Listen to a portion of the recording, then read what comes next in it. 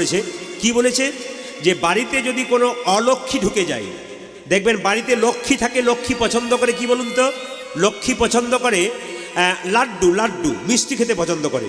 আর অলক্ষ্মী পছন্দ করে কি বলুন তো, টক আর ঝাল।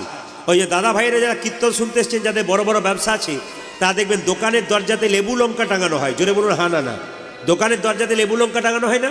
এই লেবু লঙ্কা টাঙানো কেন? আসলে অলক্ষ্মীর খাবার কি বলুন তো, টক আর ঝাল। অলক্ষ্মীর খাবার টক আর ঝাল।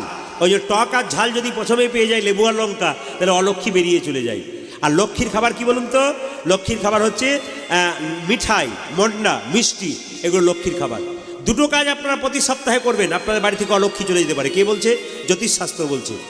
মঙ্গলবার দিন 1 বালতি জল নেবেন।